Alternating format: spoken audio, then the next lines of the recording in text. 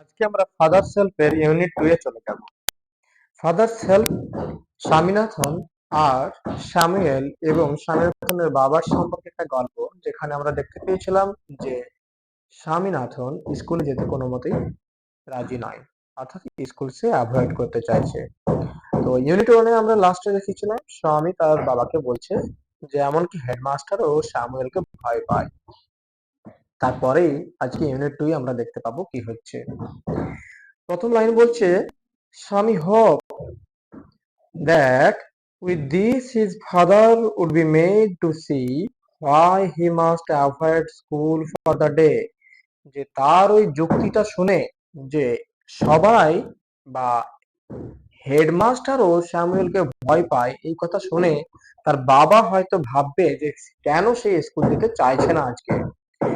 But father's behaviour took an unexpected turn. 2 নম্বর লাইনে বলছে যে বাবার আচরণ সম্পূর্ণ অন্যদিকে একটা মোড় নিল। হি প্রপোজড, তিনি প্রস্তাব দিলেন, to send a letter with Swami to the headmaster, যে একটা চিঠি তিনি স্বামীর হাতে দিয়ে পাঠাবেন হেডমাস্টারকে। No amount of protest from Swami would make him change his mind. স্বামীর কাছ থেকে আর কোনো ধরনেরই বিরোধিতা তার মন পরিবর্তন করবে না। By the time Sami was ready to leave for school, father had composed a long letter to the headmaster. যখন স্বামী স্কুলের জন্য রেডি হয়ে গেল, বাবা লিখে ফেলেছিল একটা লম্বা চিঠি হেডমাস্টারকে।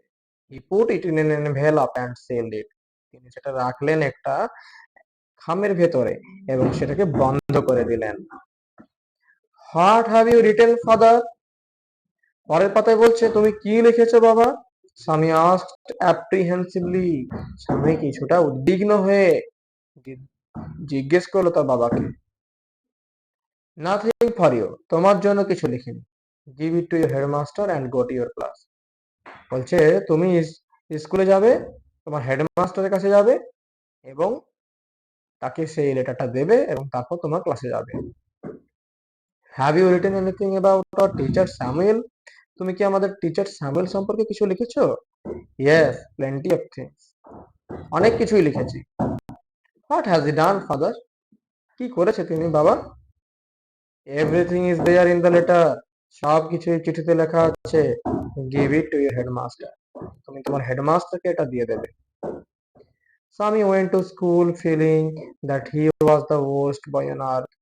স্বামী স্কুল যেতে যেতে ভাবলো যে সেই হচ্ছে পৃথিবীর সবচেয়ে খারাপ ছেলে। হিজ কনসায়েন্স বদার্ড হিম, তার বিবেক তাকে নাড়া দিল। He was not at all sure if his description of Samuel had been accurate.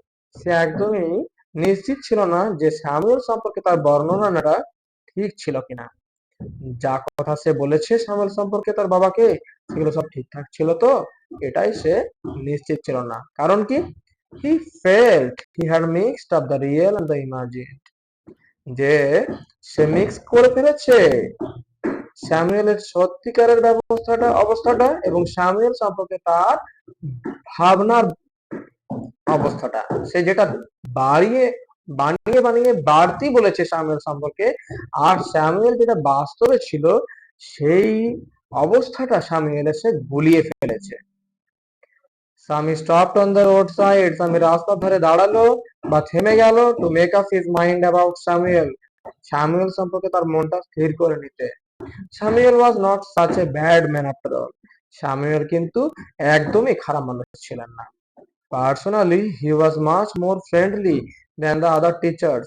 ব্যক্তিগতভাবে তিনি আরো বেশি ফ্রেন্ডলি ছিলেন অন্যান্য শিক্ষক মহাশয়দের থেকে। স্বামী অলসো ফেল্ট, স্বামী এটাও ভাবলো যে Samuel had a special regard for him, স্যামুয়েলের তার প্রতি একটা আলাদাই আনুগত্য ছিল, অর্থাৎ তিনি স্যামুয়েলকে ভালোবাসতেন, যত্ন করতেন আরো বেশি পড়াশোনা শিখিয়ে দিতে। স্বামীর head was dizzy with confusion, স্বামীর মাথাটা পুরো অস্থিরতায় ভরে উঠল। হি কুড নট ডিসাইড, সে ঠিকই করতে পারলো না if Samuel really deserve the allegations, সত্যি স্যামুয়েল ওই অভিযোগের যোগ্য কিনা, made against him in the letter, যেটা তার বিরুদ্ধে আনা হয়েছে চিঠিতে। The more he thought of Samuel, যতই সে ভাবতে লাগলো স্যামুয়েল সম্পর্কে, দ্য মোর স্বামী গ্রিভ ফর হিম, ততই স্বামী তার জন্য দুঃখ প্রকাশ করতে লাগলো, অনুতাপ করতে লাগলো। To recall Samuel's dark face, his thin mustache, unshaven cheek, and yellow coat filled Samiathon with sorrow. Unit 2 এর লাস্ট লাইন আমরা দেখতে পাচ্ছি যে স্যামুয়েলের অ্যাপিয়ারেন্সটা, অর্থাৎ স্যামুয়েল কিভাবে স্কুলের ড্রেস পরে আসছে, তাকে কিরকম দেখতে লাগে, তার চেহারা কিরকম, সেটা ভেবে ভেবে স্বামী একদম দুঃখে ভারাক্রান্ত হয়ে উঠল। স্যামুয়েলের কালো মুখ, স্যামুয়েলের পাতলা দাড়ি, স্যামুয়েলের না কামানো গাল এবং স্যামুয়েলের হলুদ কোটটা তাকে দুঃখে ভরিয়ে তুলল। দেখো ওয়ার্ড নেক্সট, অ্যাপ্রিহেন্সিভলি মানে হচ্ছে in a manner which expresses ওরি, এমন ভাবে যেটা প্রকাশ করে একটা চিন্তা, অর্থাৎ উদ্বিগ্ন বলেছিলাম না, অ্যাপ্রিহেন্সিভলি মানে সে উদ্বিগ্ন, অর্থাৎ কোনো কিছু নিয়ে যখন কেউ টেনশনে থাকে, that something unpleasant may happen, যে কোনো একটা কিছু খারাপ ঘটতে যাবে বা একটা অস্বস্তিকর কিছু একটা ঘটবে। ডিজি মানে ইমব্যালেন্সড, কোনো ব্যালেন্স নেই মনের, যখন কোনো ব্যালেন্স থাকে না মনের, যখন কোনো স্থিরতা থাকে না। আনডিসাইডেড অর্থাৎ not fixed state of mind, যখন মনটা, মনের অবস্থাটা ফিক্সড থাকে না, আনডিসাইডেড থাকে। বলছে choose the correct alternative to complete the following sentences. Comprehension exercise তোমরা করবে 4 দাগের এ বি সি, খুব সোজা আছে। আর 5 দাগে হচ্ছে তোমার complete the following sentences with information from the text, text থেকে ইনফরমেশন নিয়ে করবে কমপ্লিট সেন্টেন্স। আর 6 দাগে বলেছে answer the following questions, question গুলো আনসার তোমরা লিখবে বই থেকে। Where did father put the letter, কোথায় ফাদার চিঠি রাখলেন। What did Sami fail to decide, স্বামী কি ব্যর্থ হলো স্যামুয়েল সম্পর্কে ঠিক করতে। How did Samuel look, Samuel দেখতে কিরকম ছিল। চলো আজ এই ক্লাস শেষ করলাম, এটা পড়ানো হলো, ভালো করে শুনে, ক্লাসটা ভালো করে শুনে তারপরে ওগুলো উত্তরগুলি করবে।